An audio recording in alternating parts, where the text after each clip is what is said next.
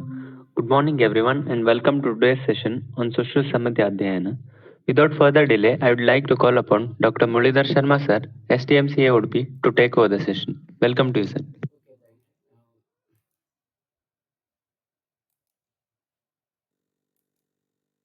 Exactly. The next chapter, vyadhisamuddeshiya vyadhisamuddeshiya यथोवाच भगवान् विद्यास्तु वेदयः शस्त्रसाध्याः स्नेहादिक्रियासाध्याश्च तत्र शस्त्रसाध्येषु स्नेहादिक्रिया न प्रतिषिध्यते स्नेहादिक्रियासाध्येषु शस्त्रकर्म न क्रियते.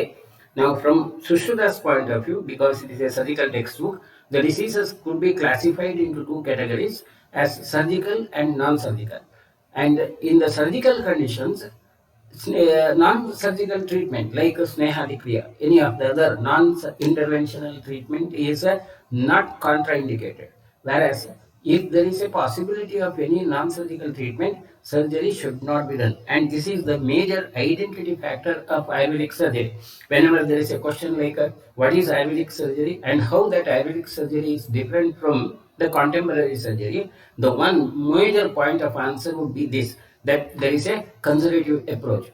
Now, to highlight about that, the development of surgical discipline in Ayurveda is something unique, and it's a gradual evolution of the intervention in the physiology. See, after all, the disease occurs due to vitiation of the doshas, and the doshas have to be corrected. To correct that, the options which are available as the treatment are Sharira dosha prakopeto खलु शरीरमेव आश्रित्य प्रायशः त्रिविधम् औषधम् इच्छन्ति अन्तःपरिमार्जनं बहिःपरिमार्जनं शस्त्रप्रणिधानं चेति तत्र अन्तःपरिमार्जनं यदन्तःशरीरम् अनुप्रविश्य औषधम् आहारजातव्याधीन् प्रमास्ति यत् पुनः बहिस्पर्शम् आश्रित्य अभ्यङ्गस्वेद प्रदेह परिषेक उन्मर्दनाद्यैः आमयान् प्रमास्ति तद् बहिःपरिमार्जनम्. Antaparimarjana is a administration of some medicines into the body so that it just is a slightly different from the food, and it affects the changes the constitution of the doshas in such a way that it can become normal. And the Bahiparimarjana is when it's applied over the surface of the body, or it could be like the Shodhana Chikitsa where the doshas are removed from the body by a non-specific intervention like Omana Virechana, where the doshas are supposed to be if they not directly intervention but a minimum intervention. With the Purva Karma, the doshas are brought to the core part of the body and they are expelled out. Now, when these are not sufficient, then to remove the doshas, so the first is Antaparimarjana is a correction of the dosha defect by itself. Bahiparimarjana is a removal of the doshas with minimal intervention. When this is not possible, then only the Shastra Pranidhana. Shastra Pranidhana is actually one slightly extension of the Shodhana Chikitsa, where the doshas are removed along with the dhatus, along with the tissues. Either it is exercise, Shastra Pranidhanam, Punah, Chedana, Vedana, Vedana, Dharana, Lekana, Utpatana, Prachana, Sivanashana, Ksharadaloka, Steti, where directly the doshas are removed, so there is one level of intervention higher. So the important is the evolution of the surgical discipline is a perfect blend of medical and surgical discipline. There is not much of a difference. But the discipline of surgery was again, because it was considered to be a more specialized job, it was limited to a few of the specialized personnel, and Charaka had considered them as a Dhanvantariyaha like a Sushruta Sampradaya. So whenever there is a need for such an intervention where the medical treatment fails, then the patient would be referred to the Dhanvantariya surgical discipline, and hence the important is surgical discipline and medical discipline was in a perfect blend in Ayurvedic stream, and that is one of the identity of Ayurveda. Whereas, and this way, even in the surgery, there is a sequential interventional steps, and that sequential interventional steps are Rakta Visravana is slightly a modification of the Shodhana, where without the Purva Karma, the dosha is removed from the blood directly. Then comes the Bhedana and the Vedana, where the fluid which is collected as a result of the disease is either drained out with a bigger incision or through a smaller opening, drained out. So, draining out that vitiated component of the body along with certain amount of the tissue is another step, the next level of the intervention. If this also is not possible, or if there is a need otherwise, then the tissue is removed with a pathological part of the body, either by chedana or the lekana, either it's excised or curated out. So the primarily that evolution of the surgery from a shodhana, where you give the purva karma and then the doshas are expelled out, then comes the bloodletting where the doshas are expelled out without that purva karma along with the blood, and then the bhedana and the vedana where the accumulated pathological entities are expelled out, and chedana of the lekana where along with the tissue the lesion is removed. Now, in addition to supportive to these surgical interventions, the Asian is a diagnostic intervention. Primarily, it is to locate the area where the surgery has to be done or where the shunya is located. It's searching for that. Or Aharana is removal of that foreign body. Of course, Sivana is a supplementary where the wound has to be sutured. So this way, that evolution of surgical discipline in Ayurveda is a very scientific method and very gradual method. In comparison to this, in the Western surgery, if you look at the history of Western surgery, the surgery was history of surgery is very odd there in the Western surgery. Initially, the surgery was not part of the medicine. Surgery was limited to either certain barbers or it could be the other the philosophers like or maybe something like religious purposes. And the surgery was considered to be a treatment for the possessed. So it see the history of surgery is in the Roman Empire. The history of surgery is a patient who otherwise cannot be treated. He would be kept in an amphitheater, and in amphitheater people would throw the stones on him, and the people would be just clapping and enjoying that blood splitting up from the body, and that's why the surgical even now the surgical room is named as a operation theater. So word theater is for the dramatics, but primarily and basically surgery is not a drama, and to name that room where the surgery is done as a theater is a misnomenclature, but still that continues. So initially it was a theatrics, and a best surgeon would be identified by more blood stains on his body. So that was the way, and the medical and surgical discipline were totally different. There was no combination. And later, as the gradual evolution, the evolution of surgery in Western history comes somewhere in 1368, where a barber surgeons guild was formed, and the same later on was converted into Royal College of Surgeons in 1843. Till that period, the surgery and medicine were not at all related to. Surgery was totally considered as a crude and barbaric. Even in the English literature, the word barbaric is suggestive of cruelty and the severity. But in 1843 onwards, there was a discussion to merge these together, and in 1817 sorry, 1911, when there was a discussion in British Parliament about this merging surgery and the medicine, Lord Thoreau, who was a medical specialist, one of the parliamentarian, he stated there is no more science in surgery than butchery. So this is how the surgery had developed in the Western country. But only after that, the surgery was actually included in that medical discipline, and then it gradually evolved, and of course now you do not have that kind of a comment on that. Surgery and medicines, they are now in collaboration with each other, but many times surgery now in the present day situation has overtaken medicine, and the surgery has now reached to every organ of the body, and now we have come to a situation where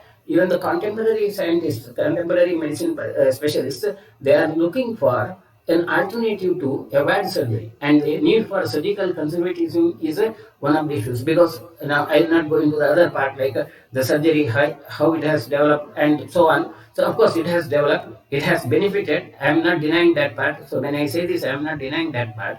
But now it has developed and benefited of people. Now it is going to that level where lots of unnecessary surgeries are being done. And this is what I am just quoting from authentic sources where this data is known in USA. 2.4 million unnecessary operations are performed at the cost of $3.9 billion, and about 11,900 patients have died from unneeded operations. This is from authentic times, authentic sources as it. And it's not only in USA, everywhere there is a need for a conservative. There is a general public notion that most of the surgeries being done now are unnecessary and they can be avoided. Now, this is from India, reports from India, again, as such. You'll have plenty of scientific articles also which suggest about these unnecessary surgeries. And now that interventional and non-interventional fight has started in the Western surgical discipline very significantly in the cardiology area, and in other areas also it's gradually developing, and there is a future would be there is a need for conservative view on surgery, and at that time, the importance of Ayurvedic philosophy, Ayurvedic surgery would be known. So, from Ayurvedic surgeon point of view, it is quite important to maintain that identity of the conservative surgery and not to be overtaken by the speed and then awe of the contemporary surgery as such. I'll stop at that level for that discussion.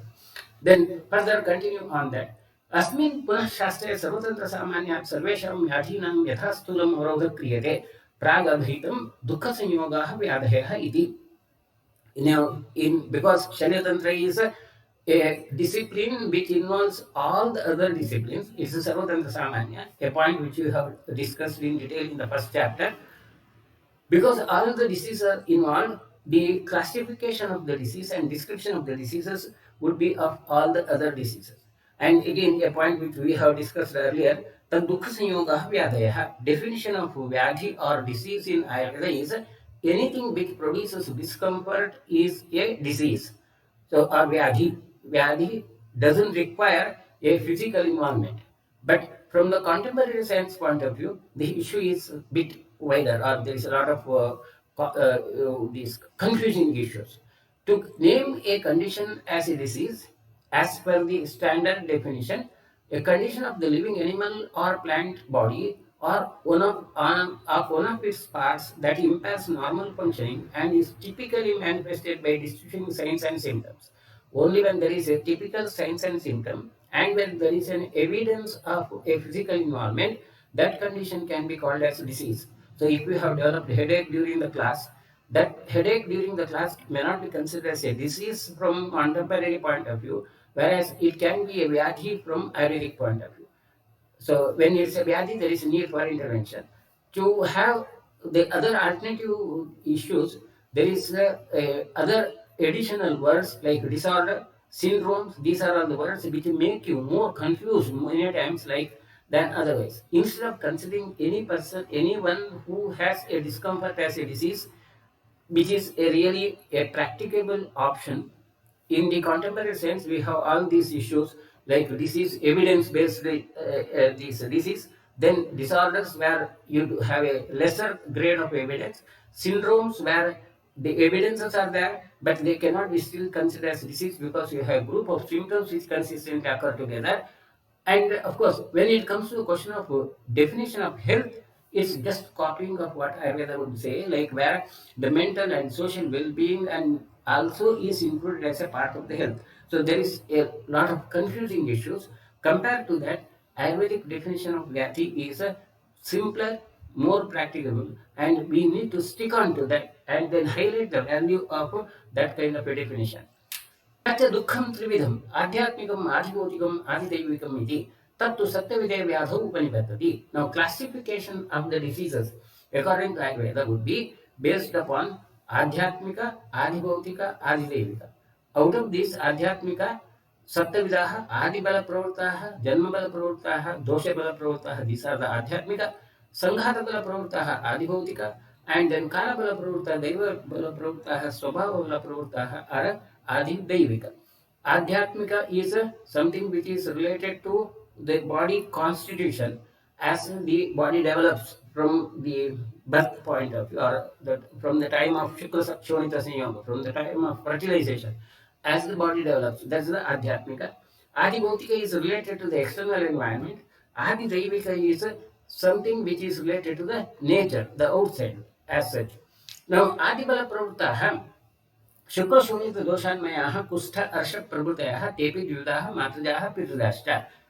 The Adibala Pravruta are produced due to genetic abnormalities which are produced are generated. The disease is generated at the time of the fertilization itself. The seeds of the disease are there, which we now consider as genetic. Now, of course, we classify them into phenotypic and genotypic. Phenotypic, where there will be a clinical presentation of the disease; genotypic, where the clinical presentation may not there, and then you have that dominant and recessive genes which are identified. Whereas from Ayurvedic point of view, the classification would be Matrajaha, Pitajaha, whether it's from the maternal side or paternal side. Dominant and recessive characters and their variations are not really described in Ayurveda, but they are understood. Then the other controversy is about Kushta Arshas. Now, as per the present day's knowledge, Kushta again doesn't mean only leprosy. Kushta is any of the skin disorder, and if at all it's translated as leprosy, to consider leprosy as a genetic pathology or something related to the previous birth or so on may not be a acceptable noun, and maybe in due course of time you may find that. So as far as the genetic diseases are concerned, the knowledge about that or information about the genetic pathologies, they are just gradually evolving. A few years back, diabetes was not considered as a genetic disease, but now it is considered as a genetic disease, and so on. So lots of diseases are included into the genetic category now, because you get more and more information of the genetics as such. So that's one of the area where it's evolving, and maybe one or other day we may come to a situation where majority of the diseases could be related to the genes as such, and genetic engineering could be one of the major treatment option in due course of time. Of course, that's in about the future, but at present, genetics is a very rapidly evolving branch, and lots of options of the treatment, and a huge amount of information about the other diseases which were not considered as genetic earlier, they are coming out. Then Janmabala Pravruttaha Yetu Matur Apacharat Pangu Jatyanda Badhira Muka Menmina Vama Prabhatayaha Jayante Tepi Dvivdaha Rasakrataha Dauhutapacharakritascha. Now, diseases which are congenital, which are produced at the time of the birth, and which may not be genetic but may have been acquired during the intrauterine life, a disease which is generated during the intrauterine life, we may now name as congenital, though it's not a perfect translation, but the idea of a disease evolving in the intrauterine life due to some abnormalities which have occurred during the nourishment of the fetus, and the nourishment of the fetus could be affected due to either rasakradaha, due to malnourishment of the mother, or dauhruda pacharjaha. Now, dauhruda is a unique concept of Ayurveda, where emotional factors of the mother affecting the child is also known. Now, till very recently, in the contemporary science, this factor was not at all considered, and it was considered to be something like superstition. But now, very recently, this factor also is now being considered. So, mental well-being of the mother uh, being and supportive to the fetal growth. That's one of the important factors which is now gaining lots of importance in the contemporary science and very recently, whereas Ayurveda has explained that 5,000 years back. Then Doshibala Pravruttaha, Eto Atanka Samutpanaha Mityahara Achara Kritascha, Tepi Dvidaha, Amasha Samuthaha, Pakwasha Samuthascha, Punaha Dividaha, Shariraha Manasascha, Tayete Adhyatmikaha. Doshibala Pravruttaha are the diseases which are produced due to your behavioral food, the activity, lifestyle factors, and they could be of either kapaja or vataja as or pittaja, amasha samuthaha, pakasha samuthaha, giving more importance to kapha and pitta in amasha samutha, and pakasha samutha is about the vata, or they could be even categorized as shariraha, manasaha, physical and mental. Then Sanghata Bala Pravruttaha, ye Agantavaha Durbalasya Balavigrahat, Tepi Dvidaha, Shastrakritaha, Vyalakratascha. These are traumatic. The Sanghata Bala Pravruttaha are traumatic, And the trauma could be either due to injury with some weapons or due to wild animals in those days. Now, of course, road accidents would be considered as number one than the weapon. So, a trauma could be a factor for the disease, and they are considered as a adhibodhikaha, which are preventable, which can be prevented, and they are not predetermined.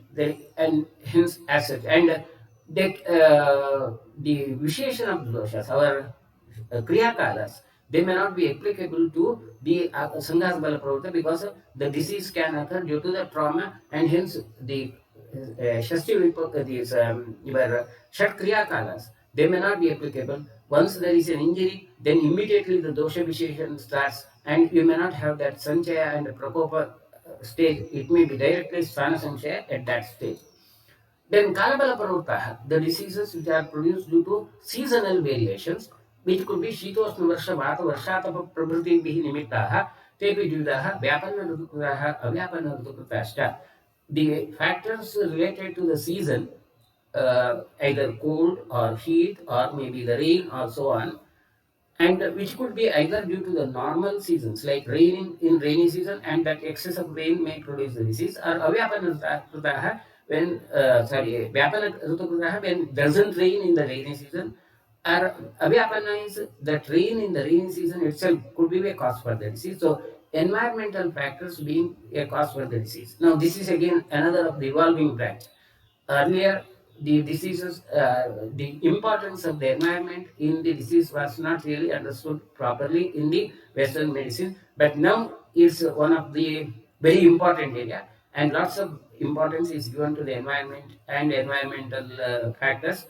And of course, this is something which is very now focus is in the main focus as such.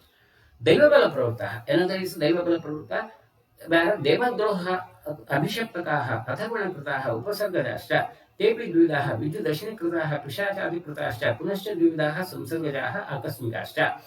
Now, this is a unique factor of Ayurvedic philosophy, where there is a factor which is beyond the human level, something superhuman factors which can produce the diseases. This is what Ayurveda would say. And Daiva is doesn't really mean only God. It could be any of the factors other than the human being. And it could be produced due to Deva Droha, due to improper following of the rules of life.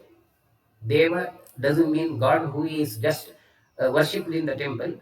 The God represents the rules of life, or a normal healthy rules of life. If they are not followed, or abhishaktakaha, it could be like cursed by somebody else. Now, whether a curse really produces a disease or not, these are all controversial issues. Now, in the present day situation, people may not believe. You may not have believers.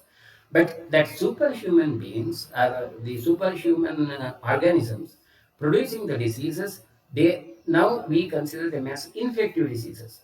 Infective diseases, which could be epidemic or endemic, they are under the category of Daivala Pravruttaha. Now, what Sushruta has said, the categories of these could be Vidyudashinikritaha, Pishachadikritaschа.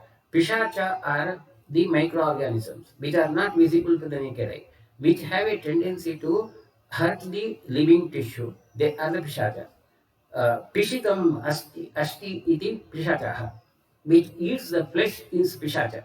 So your literary term like pishacha, something like a death and then after the life after the death, that's not really the issue. The exact meaning of pishacha is something which eats the raw flesh.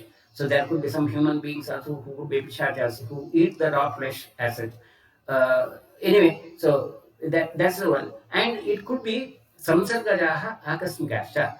They may produce the samsarga, they may produce infection. Of course, the samsarga and that factor we have already discussed in the previous discussions in the chapters, like related to that. Either it could be like the microbiology of Ayurveda is one factor which we have discussed in the previous chapters. And during that period, we have discussed this issue. A organism may affect the body with intention, or akasmikashta, accidentally it could produce. So you may have epidemics and endemics. That kind of categories are the Daivabala Pravutta Vyadhi. Daivabala Pravutta doesn't mean only something auspicious related to God and so on. स्वभावबलप्रवृत्ताः ये क्षुत्पिपासा जरा मृत्युनिद्रा प्रभृतयः तेऽपि द्विविधाः कालजाः अकालजाश्च तत्र परिरक्षणकृताः कालजाः अपरिरक्षणकृताः अकालजाः. Swabhava are the naturally occurring diseases like due to hunger, physical activities, aging, or sleep, etc., which if they are not done properly, they can result in the diseases, and they again are categorized into two, Kalaja and Akalaja. Kalaja are even after following all the normal standard rules followed to do, or standard factors of the lifestyle according to this age and all the other factors like your appetite. Whenever you feel hungry, you take food, and that even after you take that normal food intake, if there is a disease related to that, then it's a Parirakshana Kritaha. If you are not following the rules and then there is a disease, it's a Aparirakshana Kritaha. So Aparirakshana Krita and Aparirakshana Krita are a natural disease can occur even if you are following all that Sradacharas, the Swasthavrittas are supposed to prevent the or reduce the possibility of Swabhavala Pravritta Vyadhi, but Swabhavala Pravritta Vyadhi cannot be completely avoided. It cannot be completely removed because it's nature of the living being. Once there is a life is born, the death also is predetermined. So that's Indian philosophy. So Mrityu is already predetermined, and hence there is always a deterioration. That deterioration can be slowed down by following the rules, that's Sadachara and Swasthavrata. And even after doing that, when the disease occurs, that's Kalaja. If that Sadachara is not followed, then the disease occurs, it's a Akalaja. Yete Adidevigaha Atra Sarva Vyakhi Avarodha. Any of the diseases can be classified under these heads. So this classification of the disease is again one of the major issues now also in the contemporary science. And the classification of the diseases now is based upon either topographic, like by the body or region or system, anatomic by organ or tissue, physiological by function or effect, pathological by the nature of the disease process, etiological causes, juristic by speed of advent of death, and epidemiological, statistical. The last factor is about the statistical, where you categorize the disease as either epidemic, endemic, and so on. So, current classification is based upon these factors. But because the classification is confusing and then the issues now are related to the global, there is one major factor which is considered as international classification of the disease or ICD, which is a hot debate now and which is very popular now. The ICD is defined as actually a statistical combining together of the data. The whole aim of the ICD is just to accumulate the data about the disease and avoid the possibility of the differences in the language. So all them are coded. It's based primarily a digitalizing or coding of the diseases as such. So it's a classifying of the disease, injuries, cause of death as such, and WHO publishes that ICDs to standardized method. And the ICD history, it starts with the 1937, where there is a statistical analysis of the causes of the death was organized. And now, of course, gradually that ICDs have developed and many versions have developed. And from ICD 1 to ICD 10 in 1993, ICD 11 is implemented from 25/5 2019. So there is a need to be aware of what we need consider as ICD and why and so. Some basics of the ICD is necessary now because in due course of time, the ICD coding may become mandatory. Even now, you will see in the case sheets, particularly those who there is a claim from the these insurance companies, they are asking for the ICD coding of the disease. So, a brief, I may not be able to go into the full detail of that ICD coding, but I am trying to give you the gist of that ICD coding, how it is done, and all that whatever I am just relating is about the ICD 11, the latest. So, previous versions will just not bother about that. The basic idea of ICD is coding is the these diseases are classified into the different the etiological factors, topographical factors, and so on, and they are categorized as infectious and parasitic diseases, and they are coded as A to B. Infections of bacterial origin are A, non-bacterial are B, neoplasm C and D, and Disease of the blood and blood forming organs, certain disorders involving the immune mechanism, D again, where D52, again D89, that I'll come to that, what do you mean by numbers. So anyway, so up to about the letters of Q, now these classifications or coding are done. The Q is about congenital malformations, reformations, etc. So the whenever you write a code, the first letter would be suggesting about that the alphabet letter, and that alphabet letter is about these category of the disease.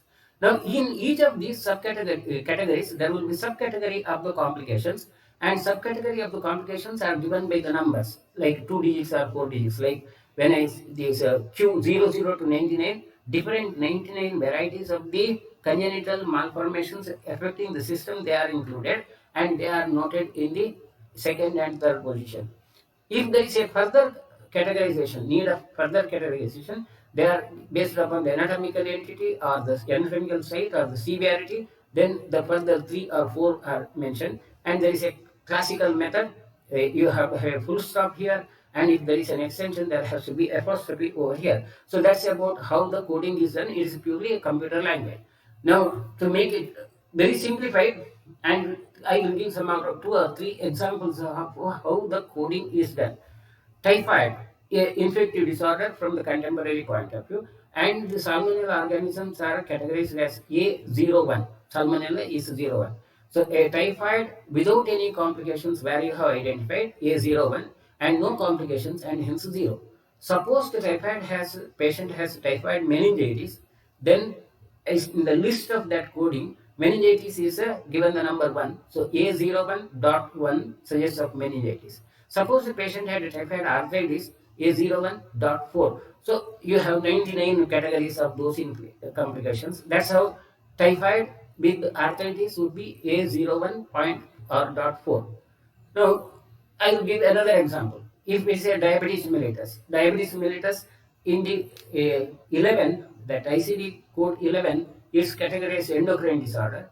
ICD 10 it was metabolic disorder. So the coding will be different in ICD 10 and ICD 11. In ICD 11, because it's endocrine, you will have E as the first letter, and there is a nutritional and metabolic factors which are producing the disease, and hence that 11, the next numeric code would be 11. Then you have the full stop. Of course, I have put a bar wrong aspect. It should be a full stop and dot. And then, because suppose a patient has only a diabetes and no other complications, the coding would be 11. Suppose the patient had gangrene, the gangrene would be having a coding of 52. 52 numeric code. Now, that gangrene produced due to peripheral vascular disorder, the numeric code would be 170. So, a diabetic gangrene with atherosclerosis, your coding would be 1152. A patient with the simple diabetes, E11. A patient with the diabetic gangrene alone and atherosclerosis is not made out, then E1152. So, this way you write that. Now, suppose the patient had a gangrene without the diabetes mellitus, and there is a disease of circulatory system, patient has a cardiac pathology and hence the peripheral gangrene has occurred, then disease of circulatory system would be I, and gangrene is 50, and peripheral vascular disorder, if the patient has that, I 50 to 170. Now the patient in 235 who has that gangrene without a diabetes mellitus, her coding would be I50 to 170, whereas the patient with the that diabetes 243 and has a gangrene, the coding would be 1150 to 170. So this is how you can, the coding is done based upon that. Another example of that coding, suppose if there is an external injury is categorized as B and 89, where there is a trauma from outside, the same numeric code. All these numeric codes are available in the internet, in the system, and the WHO sponsored system. You get that once you put the name, that external injury, you get that B code. And then if it is due to a vehicle accident and the person who is injured is non-driver, it's 2. If the person injured is a driver of the vehicle, then it's 1. Then type of the vehicle, suppose you know or unknown, suppose if it is unknown, then you will have a categorization X, and cause of how that injury has occurred. If it is known, then again you will have subcategories. If there is not known, then another X. And suppose a patient is brought to the casualty and the patient's condition is not assessed as such. Still, the patient who is in category, it is a casualty, the of accident trauma, you will be, and if you do not know the intent, this exact type of vehicle, then the coding will be V892XX. Suppose you know about the type of the vehicle, then you will have either B or C, depending upon whether it's a transport vehicle or a public vehicle, private vehicle or public vehicle. And then of course you have subcategorization like trains, flights, and so on. Then if the cause is known, like if there is a head-on injury, head-on collision, or the other way sliding or accident due to the other factors, then again the coding would be changing. Like, and once you have assessed, suppose you have assessed, and then patient has a fracture of the femur, then S72 S suggests you of the involvement of the bone, and 72 the fracture of femur.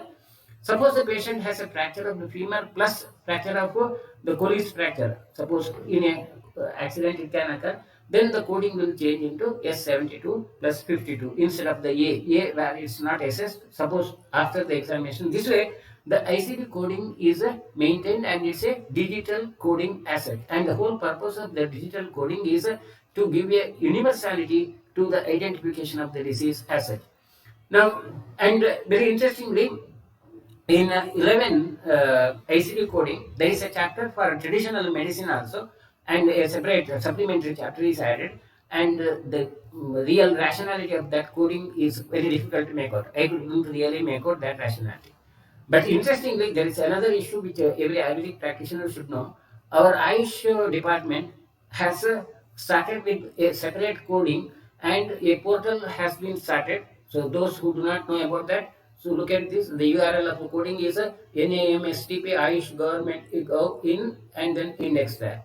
And in that coding, it's a I don't think that this coding is really based upon what the universal ICD coding is there. And this was launched in 2017, and there is a even some demand that every hospital should adopt this coding. But this coding is not really serving the purpose of that universal ICD coding. There is a lot of issues there, and the whole issue of coding, that method of coding is I would say, I don't know how which of the word I should use, but this is a screenshot of that the codings asset, where the every word of Ayurveda is given some coding A1, and at the end it's not really evaluated. So instead of that, suppose instead of going to these processes, I would recommend make use of the basic concept of the Adibhotika Adhyatmika Vyadhis, and then the subcategories of Sattavida Vyadhis, and then the Yatha Doshena Dustena Yathaja Anusarpada. That concepts are added. Definitely, we can have a definite, obvious, useful digital coding which may not be serving the purpose of that international coding, but as far as planning of Ayurvedic treatment, a coding is possible. So there is a need to think on this line, and probably in due course of time we may come out with that kind of a concept instead of the what we are presenting. So my purpose of showing this or discussing this issue is not to criticize or any way, but to make you aware of the situation which is there, and maybe at times you may get a compulsion to follow that coding of Ayush system also. That's possible. So at that time we have to give a very clear picture to the authorities, and we have to clarify those issues. From that point of view, this discussion is presented.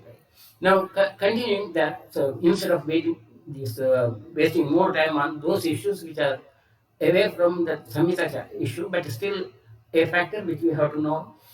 Let me continue further. Sarvesham च व्याधीनां वातपित्तश्लेष्माणः एव मूलम् तल्लिङ्गत्वात् दृष्टफलत्वात् आगमाच्च. For all the diseases, it's primarily Vata Pitta Kapha. That's what I said. Like classification would be Adibhautika first level, second level the Saptavidha, then comes the Vata Pitta Kapha, and then there the how the disease is presented. Like now, Talingatvat Drishtapalatvat Agamacha, the because the proof of that Vata Pitta involvement is because of their lakshanas, signs being seen, and the effects of treatment is seen, and then the text. So the three supportive factors. यथा हि कृष्णं विकारजातं विश्वरूपेण अवस्थितं सत्पुरजस्तमांसि न व्यतिरिच्यते एवमेव कृष्णं विकारजातं विश्वरूपेण अवस्थितम् अव्यतिरिच्य वातपित्तश्लेष्माणो वर्तन्ते. There are no diseases which cannot involve the Vata-Pitta doshas, Vata-Pitta-Kapha doshas. So three doshas are involved in every disease. And Sushruta gives it to the simile to that of the environment where you will have the three factors, the sun, moon, and the wind, or a cool, heat, cold, heat, and the wind, which are the major factors which determine about the situation in the environment. दोषधातुमाल संसर्गात आयतन विशेषात निमित्तस्य येषां विकल्पः. Their permutation and combinations would occur due to the involvement of the dosha dhatu mala, and based upon this involvement of the dosha dhatu, they are named as rasajoyam, shonijoyam, mamsajoyam, medajoyam, astijoyam, majjajoyam, shukrajoyam. Now we may have more these permutation combinations: rasaja, vataja, rasaja pittaja, rasaja kapaja. Again, you may have again the categories, the dvandvaja, and so on. So at the end, you may become innumerable diseases. Now, the clinical symptoms in gross about the rasaja vikara and raktaja vikara and so on, dhatu involved are anna ashraddha arojaka avipaka angamardha jvara hrilasa tripti gaurava hrit pandu roga marga uparodhakasya वैरस्य अंगसाराः कालज बली फलित दर्शन प्रभृतयः रसदोषाः विकाराः. The रसदोषज विकारा are, it could be related to the appetite, this anorexia or dyspepsia or so on, or indigestion. Then it could be the pain in the body, it could be the salivation, it could be loss of appetite, and it could be heaviness, it could be involvement of heart or the vishesh, this panduroga, anemic conditions, or there could be an obstruction to the passage of the vata, and a vata avarodha could occur.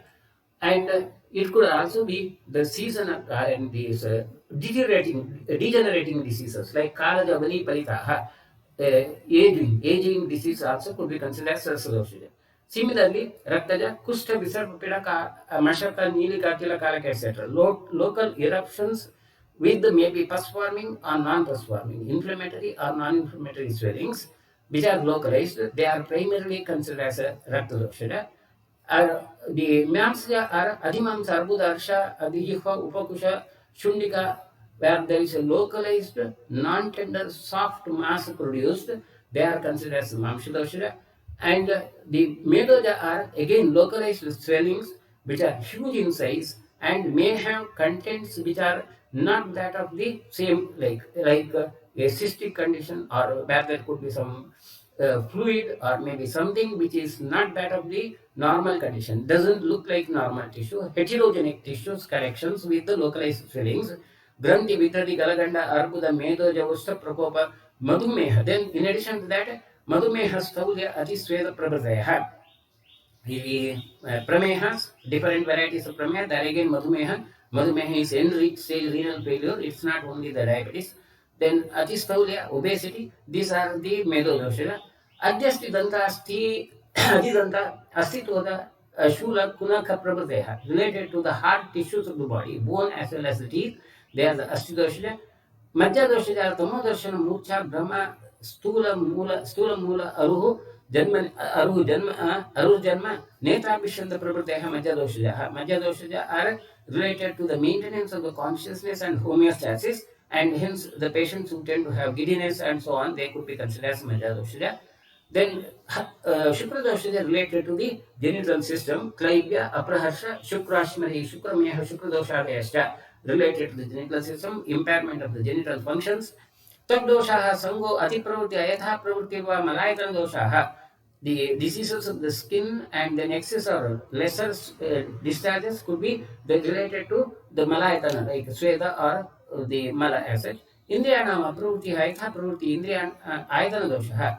The malfunctioning of the sensory organs are considered as the diseases of the organs, sensory organ situations, the visible entities like eyes, ears, and so on. Samasukta Bistaram Nimitante Yesham Pratiroga Kshamha. More details of that will be discussed later on. Bhavati Kupitanam Doshanam Sharire Paridavatam Etra Sangha Khavi Gunyat Vyadhi Tatropajayate. The vitiated doshas as they move around once they get blocked somewhere, there the disease would occur, and there is a predisposition. That Kavaigunya is a predisposition for the disease. This is a factor which we have discussed during the Shatkriya Kala. A vitiated dosha may result in a disease or may not result in a disease. Then comes the question, like there could be vitiation of doshas, but still some may develop the disease, some may not develop the disease. And this is a very important discussion in Ayurveda. भूयोऽत्र जिज्ञास्य किं वातादीनां जरादीनां च नित्यसंश्लेषः परिच्छोदयो वा इति यदि नित्यसंश्लेषः स्यात् तर्हि नित्यातुराः सर्वे एव प्राणिनः स्युः अथापि अन्यथा वातादीनां जरादीनां च अन्यत्र वर्तमानानाम् अन्यत्र लिङ्गं न भवति इति कृत्वा यदुच्यते वातादयो जरादीनां मूलानिति तन्न अत्र उच्यते दोषान् प्रत्याख्याय जरादयो न भवन्ति अत च न नित्यः सम्बन्धः यथा हि विद्युत् वाताशनि वर्षाणि आकाशं प्रत्याख्याय न भवन्ति सत्यपि आकाशे कदाचित् न भवन्ति अत च निमित्ततः तत एव उत्पत्तिः इति तरङ्ग बुद्बुदादयश्च उदकविशेषः एव वातादीनां जरादीनां च नाप्येवं संश्लेषः न परिच्छेदः शाश्वतिकः अथ च निमित्तत एव उत्पत्तिः इति. Now, how the disease doshas are present throughout the body? Doshas are always moving around continuously, and why the disease would not occur every time? Whether there is a constant relation between the doshas and the diseases. So, translation of the dosha as a defect in English by that famous translator is absolutely wrong, because it cannot be. Like, doshas are not defects, they are the physiological entities in the body. But they can produce the disease due to some accidental factors where there is an imbalance between the potency of the body and the capacity of the body, demands of the body. Now, from the contemporary science point of view, this is categorized how the disease could be produced due to abnormalities of the homeostasis, balancing mechanism. There is a basic theory of balancing of potential and demands. Potential is capacity of the body to tolerate that possible variations. Say the body is in a dynamic, continuous dynamic equilibrium, and when that dynamic equilibrium has a better potential to tolerate any minute variations, this will not result in the disease. And this is demand regular constant demands of the body to maintain that. If it is lesser than the potential, this will remain as a healthy and the person would not have the disease. Suppose a person has a lesser potential, even if the demands are normal, so that homeostatic balance, which we now may use the word like immune mechanisms and so on, immunity is lesser. Even if there is no precipitating factor or demands of the body or the external stress is the same, still the person can be diseased if the potentials are reduced. Suppose the potentials are lesser and the demands are also are lesser, even if a person has a lesser immunity, if the demands are lesser, so if you regulate the body in such a way that it doesn't really result in a disease, you maintain that balance, still health is possible. So this is the dynamic definition of health and disease as per the present day situation. Now, disease again is not simply related to the human single being. The disease has to have the factors, three factors put together: a patient's illness and the health professionals who are involved in that, and social sickness. These three factors, patient's status and how a physician would look at it, how the society assesses it, will decide what we call as the disease burden. A patient, a certain sort of the disease may be considered as a heavy disease burden in some society, and in some other society it may not. In the olden days, people had a better tolerance to the disease, and a person who had some minor illness might not just be bedridden, whereas now for each and every disease, a patient will get admitted in the hospital and demand for IV fluid. So what we call as the disease burden also is considered by or variable by the perception of the people. So that's another factor which makes the total idea of the disease something different. Now, again, we will not waste much time on that issue, but it's one of the issue of interest in the contemporary medicine. Now, concluding, Vikara Parimanam cha Sankhyaam cha Yesham Pratak Pratak Vistarena Uttare Tantre Sarva Bhadamscha Vakshate. More details of these diseases burden and their classification are discussed in future chapters in Sushruta. It is Sushruta Samhitayam Sutrasthane vyadhisamuddeshiya nama chaturvimshodhyayah. Summary: Ayurvedic classification of surgical and medical diseases is based on real-time clinical needs, and they are more scientific than what we consider now. Classification and coding of the diseases and ayurvedic parameters is practicable and possible. It can be developed based upon what the Samhitas would say. Study of dosha environment in disease is a key to clinical approach. With this, let me conclude today, and then we'll see if there are any questions and then conclude.